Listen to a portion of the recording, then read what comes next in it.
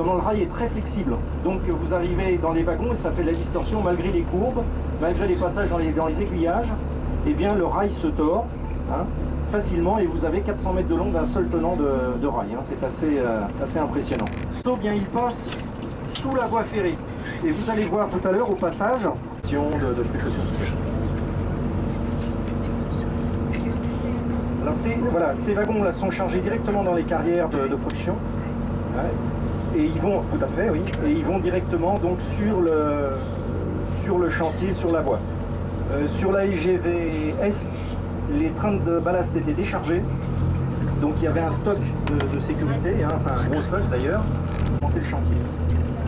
Voilà, donc là vous trouvez typiquement des engins pour, voilà, c'est des bourreuses, hein, tout simplement. Bourreuses, régaleuses. Ce qu'il faut que vous sachiez sur ce chantier à niveau la voie, hein, c'est-à-dire que ça bourre en dessous des traverses. Voilà. Et vous avez un train de traverse qui est là.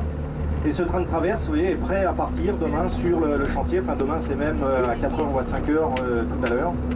Ce train partira sur la voie. Donc une traverse 300 kg, hein, pour se situer quand même. Hein.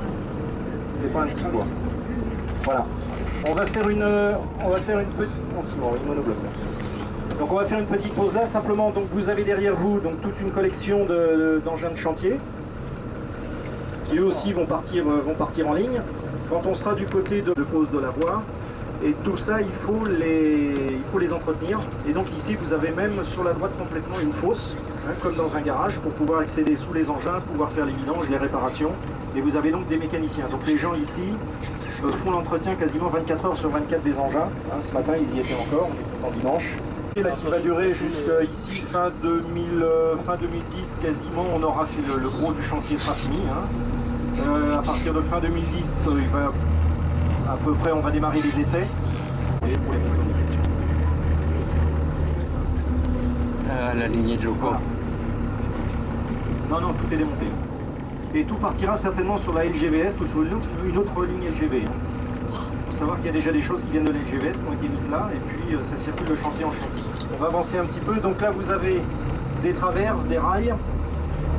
Oui, voilà, des traverses en bois. Alors, ces traverses en bois, elles servent à quoi? Elles servent tout simplement à faire la voie provisoire définitive en béton. Alors, c'est un subtil jeu de Noria, que vous avez peut-être vu, hein, c'est de la manipulation. Et ensuite, donc, on met, il y a une machine exprès qui vient, un engin, donc, qui vient mettre le rail. Alors, la base travaux est organisée en zone de travaux. Hein. Vous avez vu donc, tout ce qui est ferroviaire, donc des trous pour poser les poteaux.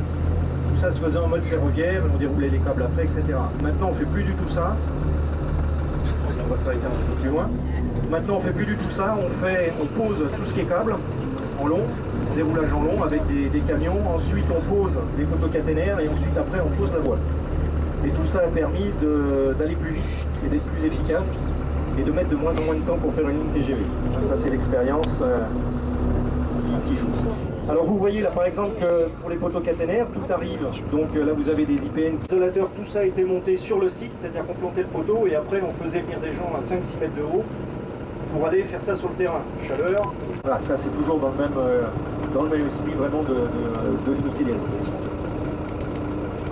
Voilà. Et ensuite tout ça part par camion sur le terrain, je crois que ça part à hauteur de 4 à 5 camions par jour. Voilà. Alors vous avez là des portiques, alors pourquoi ces portiques? Tout simplement les vraies villes dans la ville. Les bungalows n'ont pas été montés en hauteur. Généralement quand vous avez les bases travaux, vous avez des bungalows qui sont gerbés sur 4 ou 5 hauteurs. Et ici sur la base, il y a une... Ce que vous voyez effectivement sont des réservoirs d'eau incendie, il y en a 3. Alors je ne sais pas combien de mètres cubes dedans.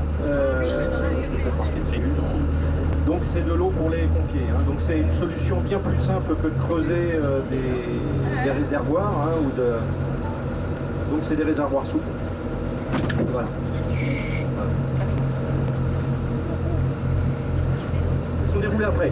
Alors les premières caténaires ont été déroulées en début de cette semaine. Hein, si vous allez sur la RD50, aujourd'hui la voie elle est rendue un petit peu avant Besançon. Tout ce qui est le déroulage des câbles de signalisation, on est rendu à 30 km de Dijon. Et la caténaire vient de démarrer. Hein, donc ça avance très très vite. Hein, 600 mètres jours pour la voie et c'est la voie qui pousse. Hein, c'est elle qui fait le chemin. Voilà. On va s'arrêter là 2 secondes. Donc ce triade poste d'aiguillage, hein, qui est aussi poste de régulation de la base, dans lequel vous avez un tableau avec des commutateurs pour commander les aiguilles à droite, à gauche, faire des itinéraires, faire les manœuvres. Et c'est un vrai triage. Hein. Petit TCO, un tableau de contrôle optique pour ceux qui connaissent un peu, que l'on peut peut-être apercevoir en haut. Vous avez tout le tracé des voies, on le voit un petit poste d'aiguillage. Hein. Et tout ça ne va durer que 2 ans.